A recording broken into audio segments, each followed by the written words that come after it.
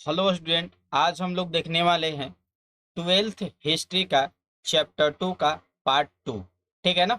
Part 1 इसका video जो कि आपके चैनल पे है, आप उसको देख सकते हैं। और ये जो है आपका पार्ट 2 है। ठीक है ना।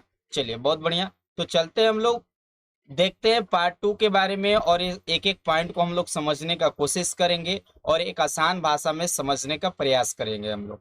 ठीक है। और एक एक जो टॉपिक जो है आपकी एग्जाम के दृष्टिकोण से भी आई है। ठीक है ना, कि कौन से टॉपिक आपके एग्जाम में आ जाएगा कोई नहीं जानता है। ठीक है ना। तो इसलिए सभी टॉपिक को आपको ध्यान से पढ़ना होगा। ठीक है ना, एक अच्छे नंबर लाने के लिए। क्लियर है। चलिए हम लोग देखते हैं। पहला जो है आपका कलिंग युद्ध। तो कलिंग युद्ध जो है अशोक के राज्यरोहण मतलब कि राज्य अभिषेक के 8 वर्ष बाद या 261 ईसा पूर्व में अशोक का कलिंग युद्ध हुआ था। ठीक है ना। किसके अनुसार? पिलनी के अनुसार।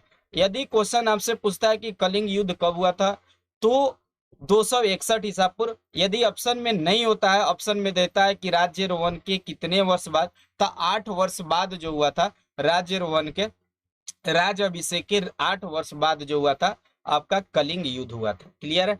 चलिए हम लोग देखते हैं अगला जो देखते हैं। अशोक के राज अभिषेक के बाद की यह घटना है। पिलनी के अनुसार कलिंग की सेना लगभग 60,000 पैदल, 1,000 घुड़सवार, 700 हाथी थे।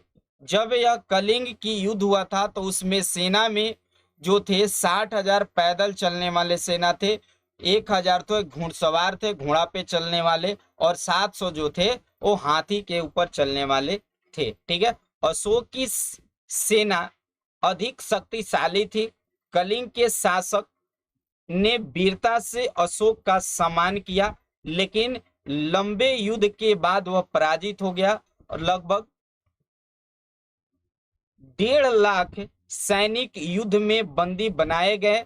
कई लाखों लोग भी भय से मृत्यु हो गई। मतलब कि बहुत सारे लोग वहां पे मृत्यु की, बहुत सारे लोगों की मृत्यु भी हुई। ठीक है ना। और बंदी भी बनाए गए बहुत सारे सैनिकों को। आगे देखते हैं। डॉक्टर हेमचंद राय चौधरी के अनुसार मगध का सम्राट बनने के बाद अशोक का यह प्रथम और अंतिम युद्ध था।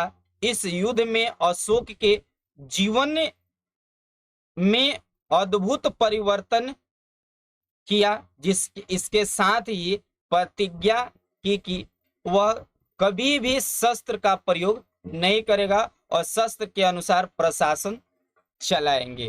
ठीक है ना। मतलब कि जैसे ही कलिंग युद्ध हुआ, कलिंग युद्ध के बाद अशोक के हृदय परिवर्तन हो चुका, और हृदय परिवर्तन होने के बाद क्या हुआ कि यह जो है शस्त्र को त्याग दिए अशोक, और शस्त्र को त्यागने के बाद इन्होंने बौद्ध धर्म ग्रहण कर लिए। क्या कर लिए? बौद्ध धर्म को ग्रहण कर लिए, और बौद्ध धर्म ग्रहण करने के बाद इन्होंने अपना जीवन व्यतीत करने लगे एक अच्छे तरह से। क्लियर है। चलिए आगे देखते हैं हम लोग। अगला जो टॉपिक है आपका अशोक का राजस्व सिद्धांत। ठीक है। कलिंग युद्ध के बाद अशोक ने शांति एवं मैत्री की नीति अपनाई। जैसे ही अशोक की जब कलिंग युद्ध हुआ था, उसके बाद अशोक शांति पूर्वक रहने लगे और मैत्री नीति से अपनाई। क्लियर है। उसके बाद जो है, इसके बाद अशोक ने 2 आदेश जारी किए जो धौली जोगढ़ नामक स्थान पर सुरक्षित है।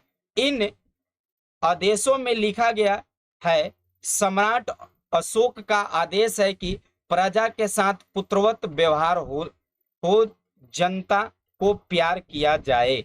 मतलब कि जो भी प्रजा है, प्रजा के साथ एक अच्छा व्यवहार किया जाए। ठीक है ना। पुत्र की तरह व्यवहार होना चाहिए और जनता को प्यार किया जाए। क्लियर है। इसके बाद अकारण लोगों को कारावास का दंड या यातना न दी जाए। मतलब लोगों को दंड नहीं दिया जाए, जनता के साथ न्याय किया जाना चाहिए। जो भी जनता है उस जनता के साथ न्याय होनी चाहिए। यह अशोक का राज्य जो था राजस्व सिद्धांत था। ठीक है ना। राजस्व सिद्धांत में मतलब उन्होंने बताया अशोक की आदेश दिए कि जो भी प्रजा है, प्रजा के साथ जो है व्यवहार अच्छा होना चाहिए और प्रजा से प्यार करिए, ठीक है ना। और जो है कारण लोगों को कारावास से दंड मतलब जेल से दंड का मतलब नहीं दिया जाए, उनको दंड से मतलब मुक्त किया जाए और जनता को न्याय मिलनी चाहिए। क्लियर है? चलिए हम लोग चलते हैं आगे। अगला जो है आपका धम्म से अभिप्राय, मतलब जो है धम्म से अभिप्राय। धम्म का एक नियमावली अशोक ने अपने अभिलेख के माध्यम से धम्म का प्रचार किया। इसमें बताया कि इसमें बड़े के प्रति आदर करनी चाहिए, ठीक है ना। अपने से जो भी बड़े लोग होते हैं उनको आदर करनी चाहिए। एक बात सिंपल सी बात है, यहाँ पे बताने का मतलब है कि यदि किसी के इज्जत दोगे तभी तुम्हें इज्जत मिलेगी, ये सबसे बहुत बड़ी चीज है। यदि इज्जत नहीं दोगे तो इज्जत लायक इज्जत मतलब कि मिलने का भी कोशिश मत करना किसी से, ठीक है ना। तो ये बड़ी चीज है कि बड़े के प्रति जो है आप क्या करें, आदर की भावना रखें। इसके बाद है सन्यासी और ब्राह्मणों के प्रति उदारता होनी चाहिए, ठीक है ना। इसके बाद सेवक और दासों के साथ उदार व्यवहार होनी चाहिए। सेवक का मतलब जो सेवा करने वाले, दास का मतलब जो गुलाम है। अगला है कि दूसरे के धर्मों और परंपराओं का आदर करे, मतलब एक दूसरे के धर्म को भी आदर करे। ऐसा चीज नहीं है कि हम जिस धर्म से रिलेटेड है, जिस धर्म से हम बिलोंग करते हैं तो उस धर्म का खूब बड़ाई करे और अगले धर्म की हम शिकायत करें, ऐसा चीजें नहीं होनी चाहिए। और जो है धर्म से अभिप्राय हुआ, ठीक है ना, मतलब कि जिस धर्म से है ठीक है आप उसकी बड़ाई करिए लेकिन आप दूसरे धर्म की शिकायत नहीं करें, ऐसा चीजें इसमें बताई गई। क्लियर है? चलिए बहुत बढ़िया। अशोक का धम्म, पहला है कि धम्म का सिद्धांत जो है साधारण तथा सार्वभौमिक था। धम्म के माध्यम से लोगों का जीवन इस संसार और इसके बाद में संसार में अच्छा रहेगा, ठीक है। अशोक का व्यक्तिगत धर्म बौद्ध धर्म था। व्यक्तिगत का मतलब जो है पर्सनल, खुद का धर्म, ठीक ना। मतलब अशोक का व्यक्तिगत धर्म कौन था? बौद्ध धर्म था। क्लियर है? उसने अपने धर्म को किसी धर्म पर थोपने का प्रयास नहीं किया। उसने कहीं भी बौद्ध धर्म के तत्विक सिद्धांत, चार अर्थ, सत्य, अष्टांगिक मार्ग का प्रचार नहीं किया। मतलब कि सिद्धांतों का प्रचार नहीं किया, चार अर्थों का प्रचार नहीं किया, सत्य का प्रचार नहीं किए, अष्टांगिक का प्रचार नहीं किए। कौन? अशोक, ठीक है ना। इसके बाद है उसने ऐसे नैतिक सिद्धांतों का प्रचार किया जो सभी धर्मों को मान्य हो। उसके धर्म के सिद्धांत व्यवहारिक एवं निषेधात्मक दो पहलू थे। क्लियर है? मतलब कि वैसे सिद्धांत को प्रचार किए अशोक जो सभी धर्म में मान्य हो, ठीक है ना। चलिए बहुत बढ़िया, आगे देखते हैं हम लोग। अगला जो है अशोक ने धम्म प्रचार के लिए क्या किया था। अशोक जो है धम्म प्रचार के लिए क्या किए थे, ठीक है। पहला चीज जो है अशोक ने धम्म प्रचार के लिए एक विशेष अधिकारी वर्ग नियुक्त किया जिसे धम्म महामात्य कहा जाता है। अगर कोई पूछेगा कि धम्म महामात्य क्या है तो अशोक के द्वारा बनाया गया एक विशेष अधिकारी थी और उस अधिकारी वर्ग को कहा जाता था धम्म महामात्य, ठीक है। इसके बाद है उसने 13वें शिलालेख में लिखा है कि मैं सभी धार्मिक मतों के लिए धम्म महामात्य की नियुक्ति किए है। ये सभी धर्म और धार्मिक संप्रदायों के देखभाल करेंगे। मतलब कि ये महामात्र थे, धम्म महामात्र। ऐसा नहीं है कि ये बौद्ध धर्म को के लिए ही नियुक्त किया गया था, नहीं। ये 13वें शिलालेख में बताए हैं कि ये जो धम्म महामात्र हैं ये सभी धर्मों के लिए है। ऐसा नहीं है कि एक धर्म के लिए, और ये सभी धर्मों और धार्मिक संप्रदायों की देखभाल करेंगे, देख रेख करेंगे। वह अधिकारी अलग अलग जगहों पर आते जाते रहते थे। उनको प्रचार कार्य के लिए वेतन दिया जाता था। मतलब कि अशोक के द्वारा इनको क्या किया जाता था? वेतन दिया जाता था प्रचार के लिए। उनका काम स्वामी, दास, धनी, गरीब, वृद्धा, युवा कि सांसारिक और आकस्मिक आवश्यकताओं को पूरा करना था। मतलब कि जो भी स्वामी है उनकी आवश्यकता है जो भी उनको पूरा करे, जो भी दास है गुलाम है उनकी आवश्यकता जो है सांसारिक और आकस्मिक उनकी पूरा की जाए। धनी व्यक्तियों की भी आकस्मिक और सांसारिक पूरा की जाए, गरीबों को भी सांसारिक और आकस्मिक पूरा की जाए। उसके बाद वृद्धा मतलब बूढ़े लोग, युवाओं को भी सांसारिक और आकस्मिक आवश्यकताओं को क्या किया जाए, पूरा किया जाए। क्लियर है? आगे देखते हैं हम लोग। अशोक के धम्म की मुख्य विशेषता। अशोक की जो धम्म थी उस धम्म की मुख्य विशेषता क्या थी, चलते हैं देखते हैं। अशोक का धम्म एक नैतिक नियम या सामान्य विचार संहिता थी, इसका मुख्य विशेषताएं थे। मतलब कि जो अशोक का धम्म था एक नैतिक नियम या सामान्य विचार संहिता थी, इसका मुख्य विशेषताएं थी। पहला जो था आपका नैतिक जीवन व्यतीत करना। मतलब इस धम्म के अनुसार कहा गया कि मनुष्य को सामान्य एवं सदाचार तरीके से जीवन व्यतीत करना चाहिए।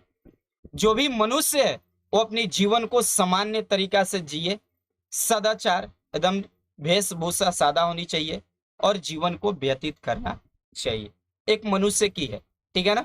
उसके बाद दूसरा जो है आपका वासनाओं पर नियंत्रण रखना चाहिए।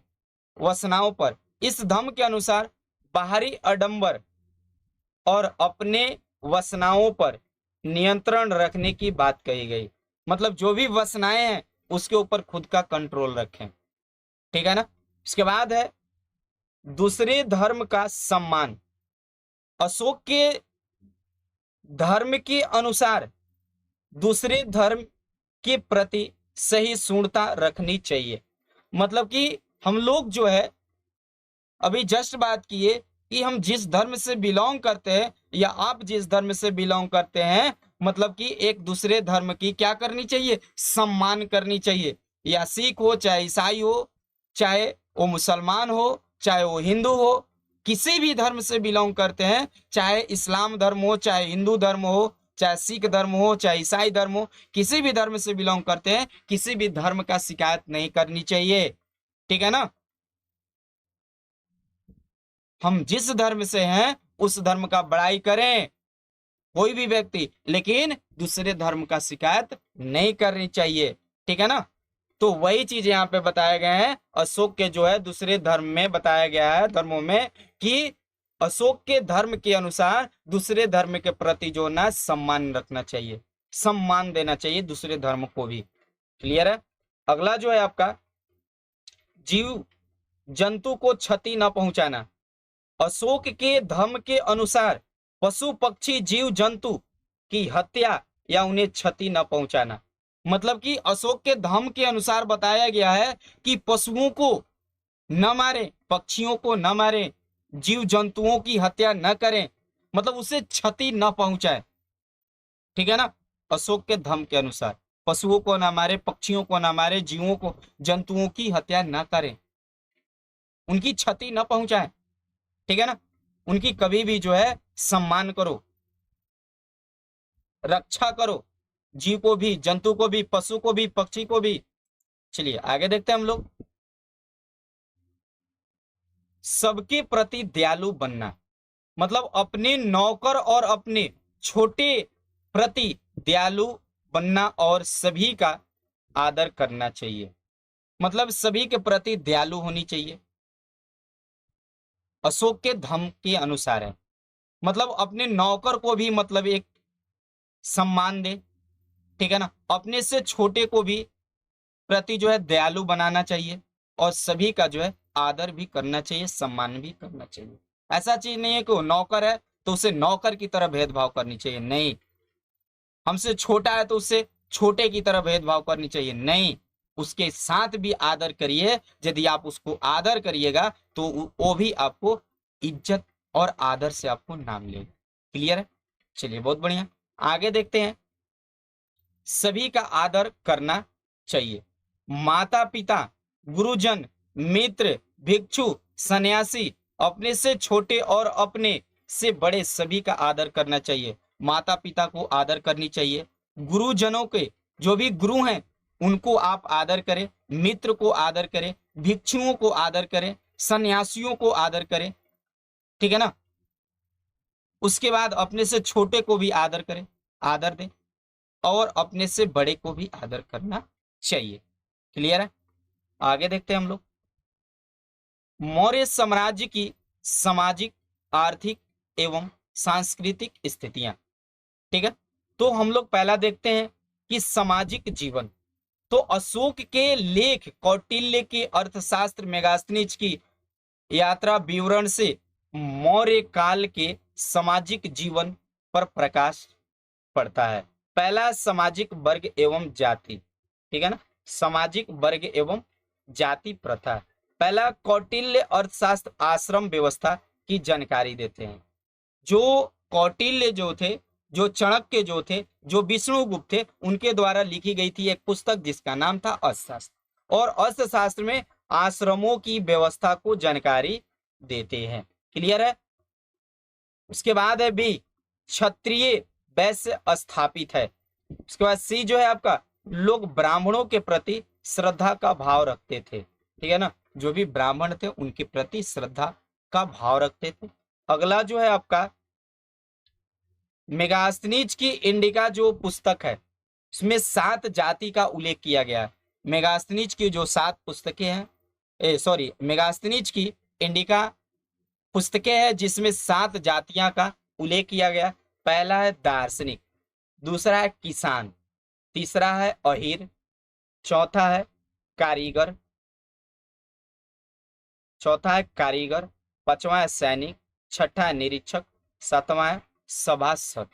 ये मेगास्थनीज की जो इंडिका जो पुस्तक है, इंडिका पुस्तक में 7 जातियां का उल्लेख किया गया। ये समाज की वर्ग एवं जाति प्रथा थी। क्लियर है। आगे चलते हैं हम लोग, अगला देखते हैं स्त्री की दशा, मतलब इस स्त्री की दशा कैसी थी। तो पहला हम लोग देखेंगे स्त्री की दशा स्वतंत्र एवं समानता प्राप्त थी, मतलब स्वतंत्रता भी प्राप्त थी और समानता भी प्राप्त। ठीक है। उसके बाद है बी, स्त्रियों का पुनर्विवाह एवं तलाक का अनुमति था। पुनर्विवाह का मतलब दोबारा, स्त्रियों का दोबारा विवाह हो सकता था और स्त्री जो है तलाक दे सकती थी। ठीक है। उसके बाद है अगला जो है आपका सी जो है, सार्वजनिक कार्यों में भाग लेने के लिए प्रतिबद्ध थे। मतलब कि जो स्त्रियां जो थी सार्वजनिक कार्यों में भाग लेने के लिए वो प्रतिबद्ध थी। क्लियर है। अगला है स्त्री धार्मिक कार्यों को अपने पति के साथ पूरा करती थी। जो स्त्री जो थी धार्मिक कार्यों में अपनी पति के साथ बैठकर उस कार्य को पूरा करती थी। क्लियर है। अगला जो है आपका प्रशासन में स्त्रियां गुप्तचर का काम करती थी। जो प्रशासन जो विभाग था उसमें स्त्रियां गुप्तचर का काम करती थी। क्लियर है। उसके बाद अगला जो है आपका सैनिक के रूप में भी प्रशिक्षित थी। जो स्त्रियां जो थी वो सैनिक के रूप में भी काम करती थी। क्लियर है। आगे जो है आपका समाज का संपन्न वर्ग बहुपत्नी प्रथा को स्वीकार है। मतलब जो समाज जो था संपन्न वर्ग जो था उसमें बहुपत्नी प्रथा का भी स्वीकार। अगला जो है आपका कुछ स्त्रियां वैश्यकृति की को व्यवसाय के रूप में करती थी। इनको गणिका या रूपजीता कहा जाता था। मतलब कुछ जो स्त्रियां जो थी वो वैश्यकृति को व्यवसाय के रूप में करती थी, उनको गणिका या रूपजीता कहा जाता था। क्लियर है। अगला देखते हैं हम लोग चाणक्य के अनुसार वंश की रक्षा के लिए स्त्री किसी अन्य व्यक्ति से पुत्र उत्पन्न कर सकती थी। मतलब कि चाणक्य बताते हैं, कौटिल्य बताते हैं कि वंश की रक्षा के लिए जो स्त्री होती थी किसी अन्य व्यक्ति से पुत्र उत्पन्न कर सकती थी। ठीक है ना। अगला जो है आपका यूनानी लेखकों के अनुसार राजघरानों की स्त्रियां आवश्यकता होने पर शासन सूत्र को अपने हाथों में ले सकती थी। मतलब कि राजा घर की जो स्त्रियां होती थी यदि आवश्यकता पड़ेगा तो खुद के शासन नियम को अपने हाथों में ले लेती थी।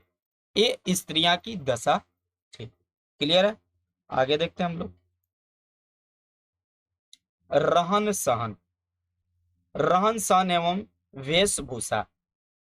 ठीक है, रहन सहन एवं वेशभूषा के बारे में हम लोग देखेंगे। पहला है, मकान इमारत आलीशान होती थी, मतलब आलीशान एक बेहतर मकान होती थी, बेहतर इमारत होती थी।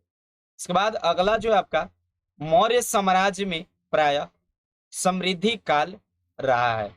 अगला जो है, सूती वस्त्र पहनते थे, जो भी रहन सहन जो रहने वाले जो लोग थे वो सूती वस्त्र पहनते थे। इसके बाद पहनावा भड़कीले एवं लबादेदार होता था, मतलब अच्छा होता था पहनावा। इसके बाद है अगला जो है, तड़क भड़क हीरे जवाहरात का शौक लोग को था, मतलब कि जो लोग रहते थे उस समय वो हीरे जवाहरात भी मतलब आभूषण के तौर पे पहनते थे। ठीक है ना। इसके बाद भोजन के बारे में हम लोग देखेंगे, भोजन के रूप में क्या करते थे। पहला है कि दूध, दही, घी, जौ, चावल के रूप में भोजन के रूप में करते थे। दूध को भी, दही के रूप में भी, घी के रूप में भी, जौ को, चावल को मतलब भोजन के रूप में प्रयोग करते थे। उसके बाद कुछ जो लोग थे वो मांस और शराब का भी सेवन करते थे, मांस भी खाते थे और शराब का भी सेवन करते थे, कुछ लोग थे उस समय भी। ठीक है ना। उसके बाद भोजन स्वादिष्ट बनाया जाता था, मतलब कि एक भोजन को अच्छा बनाया जाता था। और बौद्ध धर्म के प्रभाव में आने के बाद मांस का सेवन कम हो गया था। जैसे ही जो लोग बौद्ध धर्म में प्रवेश किए थे उसके बाद मांस का सेवन, मांस का मतलब खाने के लिए कम कर दिए थे लोगों ने। क्लियर है। आगे देखते हैं। मेगास्थनीज लिखते हैं कि जब भारतीय लोग भोजन करने बैठते थे तो प्रत्येक सदस्य के सामने तिपाई आकार की एक मेज रखी जाती थी, जिसके ऊपर सोने के प्याले में सबसे पहले उबले चावल और उसके बाद पकवान परोसे जाते थे। मतलब कि मेगास्थनीज बताते हैं कि जब भारतीय भोजन करने बैठता था भाई, तो प्रत्येक सदस्य के सामने जो होता था एक जो तिपाई आकार का मेज रखा जाता था, और मेज के ऊपर जो होता था सोने के प्याले होता था, सोना का प्याला। और सोने के प्याले में जो होता था सबसे पहले उबले हुए चावल रखे जाते थे, जिसको हम लोग आज के डेट में भात कहते हैं। ठीक है ना। वो चावल को रखा जाता था, उसके बाद जो होता था पकवान परोसा जाता था, जो भी पकाया जाता था, जो उसको पकवान के रूप में, जैसे पकवान के तौर पे कह सकते हैं पूरी कचौड़ी, ये सारी चीजों के पुआ, ये सारी चीजें रखी जाती थी उस समय। ठीक है ना। चलिए बहुत बढ़िया, भोजन के रूप में ये सब प्रयोग करते थे। चलिए आगे देखते हैं हम लोग। अब देखते हैं मनोरंजन के तौर पे मनोरंजन कैसे करते थे लोग, मनोरंजन में क्या क्या इस्तेमाल करते थे। ठीक है।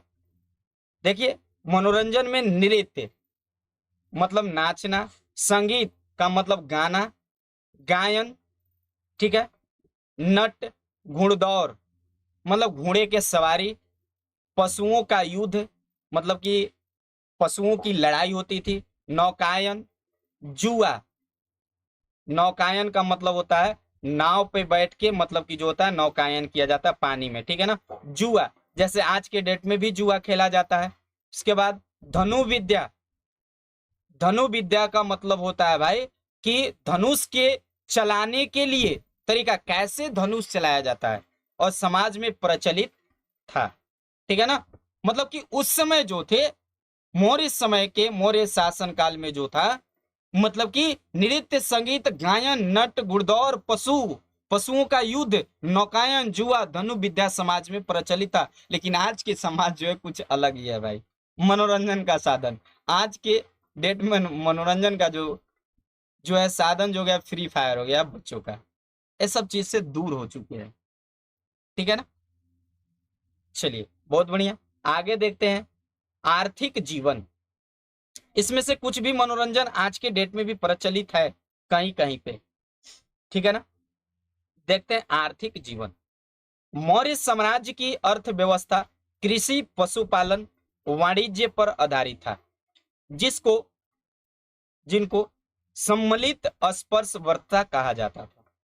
मतलब जो मौर्य साम्राज्य की जो अर्थव्यवस्था था वो कृषि पर आधारित था, पशुपालन पर आधारित था, वाणिज्य पर आधारित था। मतलब कि कृषि भी करते थे, धान गेहूं चावल उपजाते थे, पशुओं को पालते थे और व्यापार भी करते थे। क्लियर है? आगे देखते हैं हम लोग मौर्य साम्राज्य का पतन का कारण। ठीक है, मौर्य साम्राज्य का पतन का कारण क्या था इसके बारे में हम लोग देखेंगे। तो भैया पतन तब होता है जब आप कमजोर पड़िएगा। जब तक आप कमजोर नहीं पड़िएगा तब तक आपका पतन नहीं हो सकता है। ठीक है ना? जैसे ही आप कमजोर पड़िएगा तो आपका पतन शुरू हो जाएगा। ठीक है ना? ये चीजें होती है। तो पहला चीज जो है आपका निर्बल और अयोग्य उत्तराधिकारी। जैसे ही अशोक के बाद जो उत्तराधिकारी जो लोग बने वो निर्बल, कमजोर और अयोग्य, मतलब उनके पास ज्ञान नहीं था कि कैसे हमको साम्राज्य को चलाना है।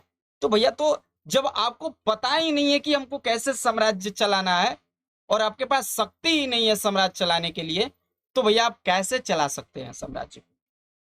तो आपका तो पतन तय है। ठीक है ना? उसके बाद अगला जो केंद्रीय शासन की निर्बलता, मतलब केंद्र में शासन की जो थी कमजोर स्थिति थी। ठीक है ना? उसके बाद साम्राज्य का प्रशासन, मतलब साम्राज्य में प्रशासन बेहतर नहीं। उसके बाद अगला जो है प्रांतीय शासकों का अत्याचार, मतलब कि जो राज्य में जो शासक थे वो जनता के ऊपर अत्याचार करते थे। तो भैया जो कितना दिन आप अत्याचार करिएगा, कितना दिन आप शोषण करिएगा लोगों को? किसी न किसी दिन कुछ ऐसे लोग उत्पन्न होंगे जिस दिन आपको उखाड़ के फेंक देंगे। इसीलिए पतन हो चुका और उस दिन आपका पतन हो जाएगा। ठीक है ना? उसके बाद अगला अत्याचारी शासक। अत्याचारी शासक उत्पन्न हो चुके थे। जब अत्याचारी शासक उत्पन्न होइएगा तो किसी न कोई ऐसा व्यक्ति आएगा उस दिन आपको उखाड़ कर फेंक देगा और फिर उस दिन से आपका जो है पतन शुरू हो जाएगा। ठीक है ना? और पतन हो जाएगा आपका। उसके बाद अगला है दरबार के षड्यंत्र। जो दरबार था, दरबार में षड्यंत्र रचे जा रहे थे एक दूसरे के प्रति। और देखिए जिस दिन षड्यंत्र किसी के प्रति आप रचने लगेंगे और उसको पता चल जाएगा तो भाई वो धीरे धीरे क्या करेगा, आपके प्रति जो है उसको दुख होगा जरूर और आपका पतन के लिए वो सोचना स्टार्ट कर देगा। तो कभी भी किसी के प्रति षड्यंत्र न रचे, कभी भी लाइफ में। अगर आप किसी को बना नहीं सकते हैं तो आपको बिगाड़ने का अधिकार नहीं है। एक बात समझ लीजिएगा भाई, यदि आप किसी को बना नहीं सकते हैं तो आपको बिगाड़ने का भी अधिकार नहीं है। ठीक है ना? चलिए बहुत बढ़िया, आगे देखते हैं हम लोग आर्थिक कारण। आर्थिक कारण भी था, मौर्य साम्राज्य का पतन का कारण था। क्लियर है? चलिए बहुत बढ़िया, आगे देखते हैं हम लोग अगला जो है क्या मौर्य साम्राज्य महत्वपूर्ण है? एकदम बिल्कुल महत्वपूर्ण है भाई। 9वीं शताब्दी में जब इतिहासकारों में जब भारत के प्रारंभिक इतिहास की रचना शुरू हुई तो मौर्य साम्राज्य को इतिहास का मुख्य काल माना जाता है और इस समय भारत का गुलाम था। इस समय भारत गुलाम था। ठीक है ना? उसके बाद हम लोग देखेंगे आगे अद्भुत कला का साक्ष्य मिला है। मतलब कला उस समय था अद्भुत, कहते हैं ना अद्भुत हो गया, तो अद्भुत कला का विकास था, साक्ष्य मिला है। उसके बाद मूर्ति, मतलब साम्राज्य की पहचान थी। मौर्य साम्राज्य की पहचान जो थी मूर्तियां थी, उससे पता चलता है कि ये मौर्य साम्राज्य की मतलब मूर्ति है।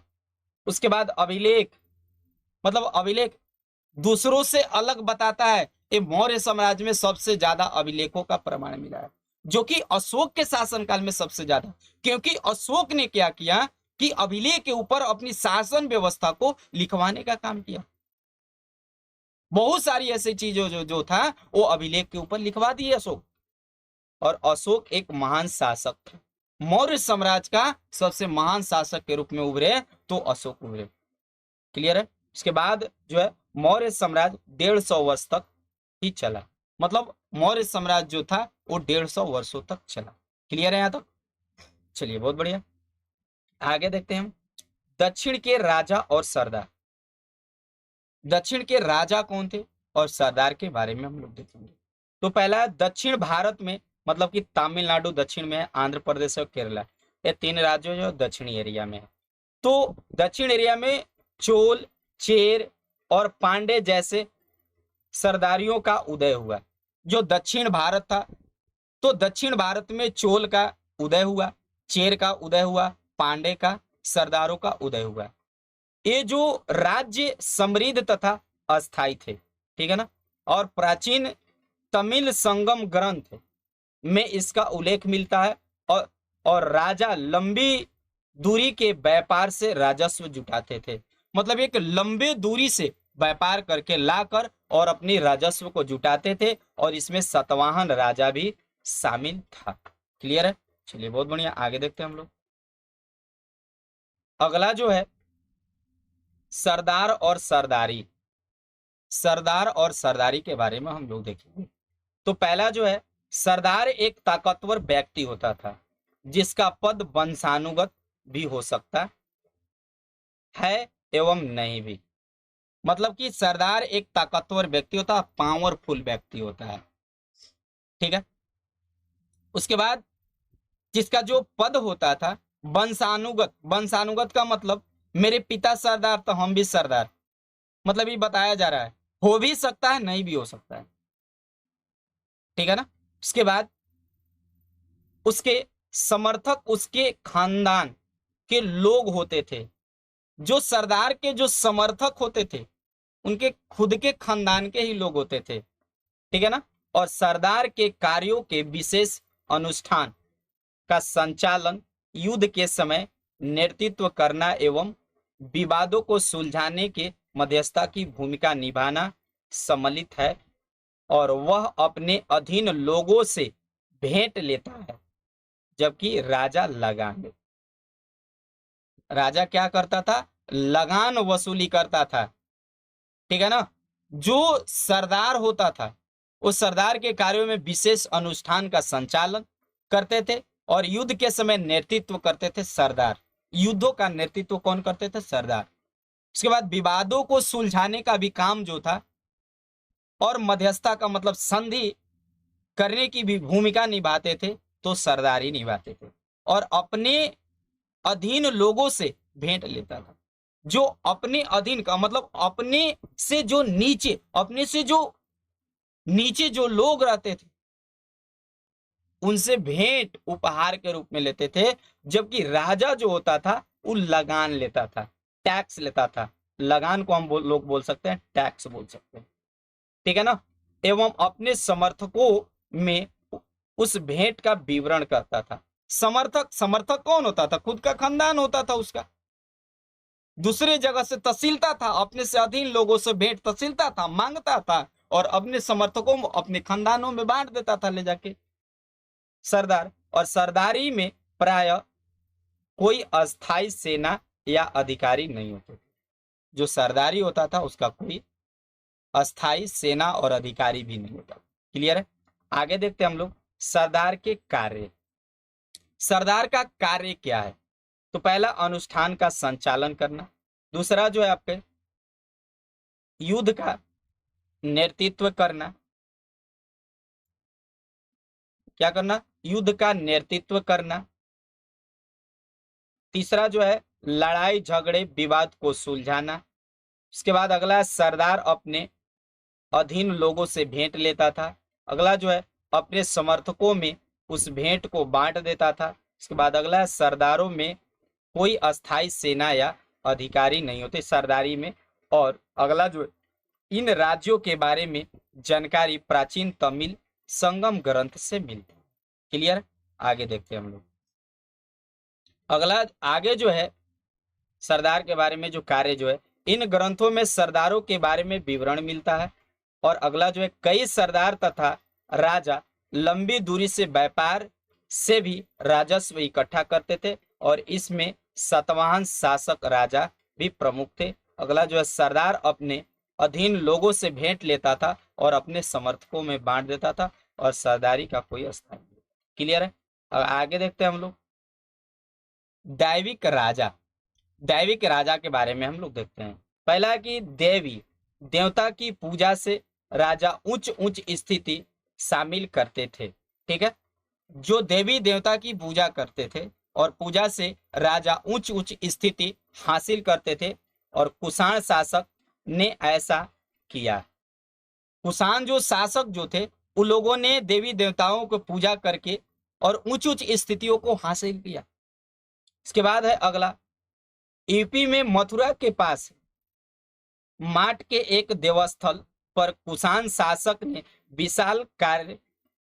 विशालकाय मूर्ति स्थापित की और अफगानिस्तान में भी एक ऐसा किया। मूर्तियों के माध्यम से राजा खुद को देव तुल्य पेश किया था। क्लियर है, मतलब कि देवी देवताओं को पूजा करके और अपनी उच्च उच्च स्थितियों को हासिल करते थे और इसमें सबसे ज्यादा जो करने वाले जो वंश जो थे वो कुषाण वंश के शासक।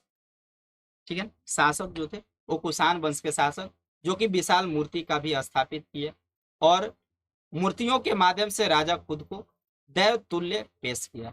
ठीक है, अगला देखते हैं हम लोग गुप्त काल। गुप्त काल सम्राटों का काल भारतीय इतिहास में स्वर्ण काल माना जाता है। मतलब कि सम्राटों का काल है और भारतीय इतिहास में स्वर्ण काल कहा जाता है। ठीक है, इस काल में अनेक मेधावी और शक्तिशाली राजा ने उत्तर भारत को छत्र के नीचे संगठित कर शासन से सुव्यवस्थित तथा देश में समृद्धि एवं शांति स्थापित की। डॉक्टर रामशंकर त्रिपाठी कहते हैं। मतलब रामशंकर त्रिपाठी के कहने का मतलब है कि इस काल में अनेक मेधावी और शक्तिशाली राजा उभर के आए जो कि एक छत के नीचे संगठित कर शासन से सुव्यवस्थित तथा देश में समाधि एवं शांति का स्थापना की। क्लियर है कि 200 वर्षों तक गुप्त सम्राटों ने संपूर्ण उत्तर भारत और उत्तर पश्चिम के प्रदेशों और राजनैतिक एकता प्रदान की और विदेश सत्ता से भारत को मुक्ति कराया, जो गुप्तों का कहना है। क्लियर है, आगे देखते हैं हम लोग। अगला जो है गुप्त शासक कौन कौन थे। तो पहला जो है गुप्त शासक श्रीगुप्त। ठीक है ना, कौन थे गुप्त शासक। अगर कोई पूछेगा गुप्त काल के शासक कौन कौन थे तो पहला हो जाएंगे आपके श्रीगुप्त हो जाएंगे, घटोत्कच गुप्त, चंद्रगुप्त प्रथम, समुद्रगुप्त, रामगुप्त, चंद्रगुप्त द्वितीय जिसको विक्रमादित्य बोला जाता है, कुमार गुप्त, इसके बाद स्कंदगुप्त। ये जो है गुप्त काल के शासक है। क्लियर है, आगे देखते हैं हम लोग गुप्तकालीन इतिहास की जानकारी के स्रोत। मतलब गुप्त काल के जो इतिहास था उसकी जानकारी कहाँ से मिली तो आपका पहला जो है आपका साहित्य से मिला, अभिलेख से मिला, मुद्रा से मिला, मोहर से मिला, स्मारक से, विदेशी यात्राओं ने अपनी वृत्तांत में बताया, अपनी जो विदेशी यात्री थे उन्होंने बताया। अगला जो है आपका साहित्य। साहित्य जो है विष्णु पुराण, वायु पुराण और जो है ब्राह्मण पुराण में बताया गया कि जो है गुप्त काल की इतिहास थे, गुप्त काल में शासक थे जो कि शासन किए हैं। इसके बाद अगला जो है कालिदास द्वारा रचित रघुवंश और अभिज्ञान शकुंतलम में भी बताया गया है कि गुप्त काल में शासक लोग थे जो शासन किए। अगला विशाख दत्त की देवी चंद्रगुप्तम और मुद्राराक्षस में भी बताया गया कि गुप्त काल में शासक लोग ने शासन किए हैं। अगला है सुधा द्वारा रचित मच्छकटिकम में भी बताया गया है कि गुप्त काल के शासकों ने शासन किया है। अगला है अभिलेख। अभिलेख में शिलाओं एवं ताम्र पात्रों पर अंकित अभिलेखों पे भी पता चलता है। उसके बाद समुद्रगुप्त के प्रयाग और एरण अभिलेख से भी पता चलता है और उसके बाद चंद्रगुप्त द्वितीय के महारौली एवं शिलालेखों से पता चलता है कि गुप्त काल के शासकों ने शासन किया था। क्लियर है, आगे चलते हैं हम लोग। आगे जो है कुमार गुप्त मिलिसद अभिलेख, गढ़वा और मंसदौर अभिलेख से भी पता चलता है कि गुप्त शासकों ने शासन किया है। अगला है कि स्कंद गुप्त के भीतरी अभिलेख, कहोम, गिरनार अभिलेख से पता चलता है कि गुप्त शासकों ने शासन किया है। उसके बाद स्मारक, तो स्मारक में है तिगवा का विष्णु मंदिर से पता चलता है कि गुप्त शासकों ने क्या किया है, शासन किया है। अगला है कि भूमरा का शिव मंदिर से भी पता चलता है कि गुप्त शासकों ने क्या किया है, मतलब कि शासन किया है। आगे है नचन गुठार का शिव मंदिर जो है उससे भी पता चलता है। उसके बाद देवगढ़ का दशावतार मंदिर से भी पता चलता है। उसके बाद भीतर गांव का ईंटों का मंदिर जो था उससे भी पता चलता है। स्कंदगुप्त का आंतरिक स्तंभ से पता चलता है। चंद्रगुप्त के महरौली लौह स्तंभ दिल्ली से भी पता चलता है गुप्त शासकों का जो है शासन किए हैं। क्लियर है। इसके बाद है गुप्त काल तथा प्रशासन, मतलब गुप्त काल में प्रशासन व्यवस्थाएं कैसी थी। इसके बाद देखते हैं हम लोग प्रयाग प्रस्थी समुद्रगुप्त के दरबारी जो कवि थे हरिसेन ने संस्कृत में लिखा।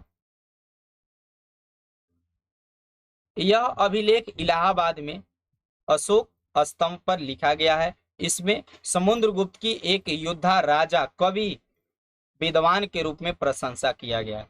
जो समुद्रगुप्त थे, भारत का नेपोलियन कहा जाता है समुद्रगुप्त को। इन्होंने एक योद्धा के बारे में, इनके बारे में बताया जाता है कि यह एक राजा थे, योद्धा थे, कवि थे, विद्वान भी थे। क्लियर है, आगे देखते हैं हम लोग। इसके बाद है विभिन्न राजाओं के प्रति समुद्रगुप्त की नीतियां।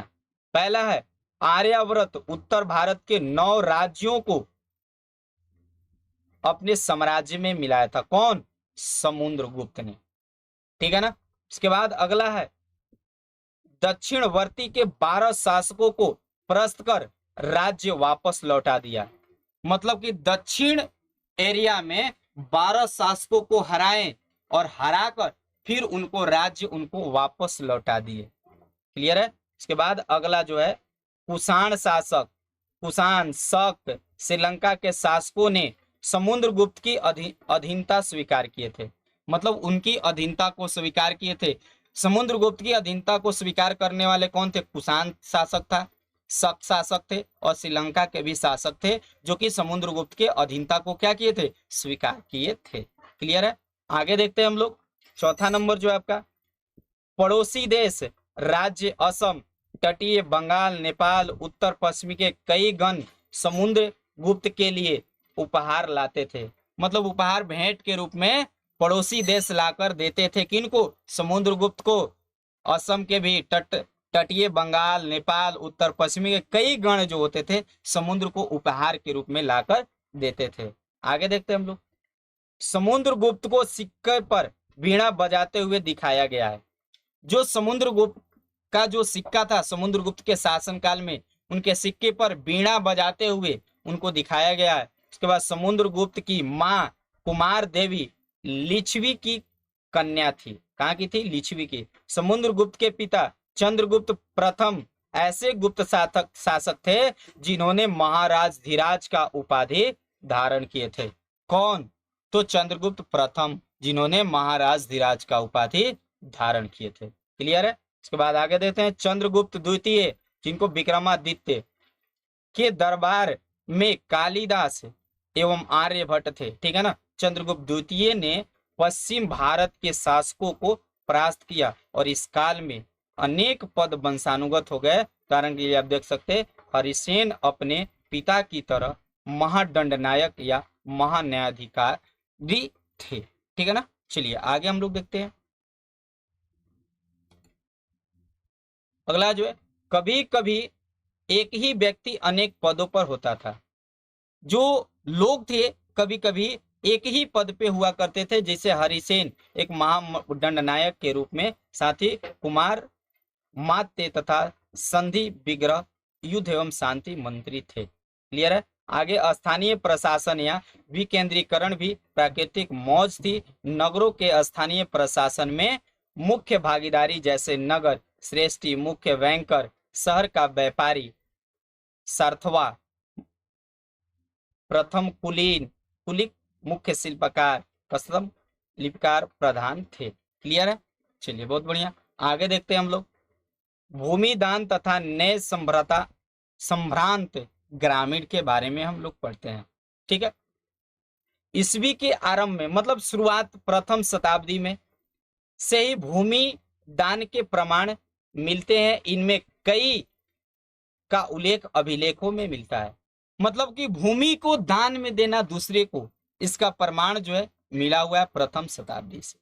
ठीक है ना, और इसका उल्लेख जो है अभिलेखों पर भी मिलता है। इनमें से कुछ अभिलेख पत्थरों पर लिखे गए थे, लेकिन अधिकांश जो था ताम्र पात्रों पर खुदे होते थे, जिन्हें उन लोगों को प्रमाण रूप से दिया जाता था जो भूमि दान लेते थे। भूमि दान की जो प्रमाण मिला है वो साधारण तौर पर धार्मिक संस्थाएं या ब्राह्मणों को दिया गया था। इनमें कुछ अभिलेख संस्कृत में है। जैसे जो भूमि दान में जो दिया जाता था तो वैसे को दिया जाता था जो धार्मिक संस्थाओं को दिया जाता था, या ब्राह्मणों को भूमि को दान के रूप में दिया जाता था। भूमि को दान के रूप में ब्राह्मणों को दिया जाता था या धार्मिक संस्थाओं को। जैसे मंदिर बनाना है तो मंदिर दे दिए दान में, जो है जगह दे दिए दान में और मंदिर बन गया। क्लियर है? आगे देखते हैं हम लोग। अगला जो है आपका प्रभावती गुप्त आरंभिक भारत के एक सबसे महत्वपूर्ण शासक चंद्रगुप्त द्वितीय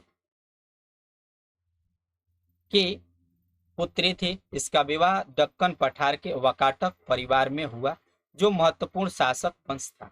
ठीक है, संस्कृत धर्मशास्त्रों के अनुसार महिलाओं को भूमि जैसे संपत्ति पर स्वतंत्र अधिकार नहीं था। मतलब महिलाओं को जो था संपत्ति पर अधिकार नहीं था, भूमि पर अधिकार नहीं था स्वतंत्र रूप से। लेकिन एक अभिलेख से पता चलता है कि प्रभावती भूमि की स्वामी थी और उसने दान भी किया था। यही कारण हो सकता है कि वह एक रानी थी। ठीक है ना, और इसीलिए उसका यह उदाहरण रही है। ठीक है ना, यह भी संभव है कि धर्मशास्त्रों को घर स्थान से परे समान रूप से लागू नहीं किया जाता था और इतिहासकारों ने भूमि का प्रभाव का एक महत्वपूर्ण वाद विवाद का भविष्य विषय बना हुआ है। मतलब जो भूमि है वो विवाद के तौर पे। क्लियर है? आगे देखते हैं जनता के बीच राजा की छवि कैसी। मतलब जनता के बीच राजा की छवि कैसी होती। तो पहला हम देखेंगे, इसके साक्ष्य ज्यादा नहीं प्राप्त है। जातक कथाओं से इतिहासकारों ने पता लगाने का प्रयास किया। एक कहानी मौखिक थी, फिर भी बाद में इन्हें पाली भाषा में लिख दिया गया। क्लियर है? आगे देखते हैं हम लोग।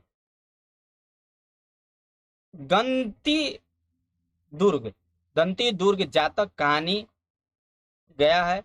प्रजा के दुख के बारे में बताया गया है। 6ठी शताब्दी ईसा पूर्व से उपज बढ़ाने के तरीके बताए गए। उपज बढ़ाने के लिए हल का प्रयोग किया जाता था, लोहे की फाल का प्रयोग किया जाता था और यह उपज बढ़ाने में महत्वपूर्ण भूमिका निभाते थे। फसल को बढ़ाने के लिए कृषक समुदाय ने मिलकर सिंचाई के नए नए साधन बनाना शुरू किया और फसल की उपज बढ़ाने के लिए कई जगहों पर तालाब, कुआं, नहर, सिंचाई का साधन बनाया, जो उपज बढ़ाने में महत्वपूर्ण भूमिका निभाई। क्लियर है? आगे देखते हैं हम लोग। अगला जो है सिक्का और राजा। सिक्का के चलन से व्यापार आसान हो गया। इसके बाद चांदी या तांबे के आहत सिक्के का प्रयोग किया जाता था और ये सिक्के खुदाई में मिलते थे और ये आहत सिक्के पर प्रतीत चिन्हित भी थे। और उसके बाद सिक्का राजाओं ने जारी किया था। सिक्का किसके द्वारा जारी किया जाता था? तो राजाओं के द्वारा जारी किया जाता था। क्लियर है? आगे देखेंगे शासकों की प्रतिमा तथा नाम के साथ सबसे पहले सिक्का यूनानी ने जारी किया था। मतलब शासक की फोटो और शासक का नाम सिक्का के ऊपर होता था। ठीक है ना। अभी ठीक है। उसके बाद अगला जो है, सोने के सिक्के सर्वप्रथम कुषाण राजाओं के द्वारा चलाया गया था। उसके बाद ठीक है, अगला जो है, मूल्यांकन वस्तुओं के विनिमय में सोने के सिक्के का प्रयोग किया जाने लगा और दक्षिण भारत में सबसे बड़ी तादाद में रोमन सिक्के मिली है। सोने के सबसे अधिक आकर्षक सिक्के गुप्तों ने जारी किया था। आकर्षक का मतलब सबसे शुद्ध सोना कहा जाए तो गुप्तों ने, और सबसे पहले सोने के सिक्के जारी करने वाला जो था, राजा जो था, वंश जो था, कुषाणों था। क्लियर है। आगे देखेंगे हम लोग अभिलेखों का साक्ष्य तथा साक्ष्य की अभिलेखों की साध्य सीमा। पहला है हल्के ढंग से उत्कीर्ण अक्षर। तो कुछ अभिलेखों में अक्षर हल्के ढंग से उत्कीर्ण किए जाते थे जिनसे उन्हें पढ़ना बहुत मुश्किल होता था। मतलब हल्का हल्का लिखा जाता था जिसको पढ़ना मुश्किल होता था। उसके बाद था कुछ अभिलेखों के अक्षर लुप्त थे। मतलब कुछ अभिलेख नष्ट हो गए और कुछ अभिलेख के अक्षर लुप्त हो चुके थे जिनकी वजह से उन्हें पढ़ पाना मुश्किल होता था। ठीक है। उसके बाद वास्तविक अर्थ समझने में कठिनाई। कुछ जो अभिलेख में शब्दों का वास्तविक अर्थ को समझ पाना पूर्ण रूप से संभव नहीं होता था, जिसके कारण कठिनाई उत्पन्न होती थी। ठीक है। आगे देखते हैं हम लोग। अगला जो है, अभिलेखों में दैनिक जीवन के कार्य लिखे हुए नहीं होते थे। मतलब अभिलेख में केवल राजा महाराजा की और मुख्य बातें लिखी होती थी जिनसे हमें दैनिक जीवन में आम लोगों के बारे में, कामों के बारे में पता नहीं चलता। अभिलेख बनवाने वाले के विचार। अभिलेख के को देखकर पता चलता है कि जिसने अभिलेख बनवाया उसका विचार किस प्रकार है, इसके बारे में हम जानकारी प्राप्त होती है। ठीक है ना। और यहाँ तक आपका जो चैप्टर 2 था वो समाप्त होता है।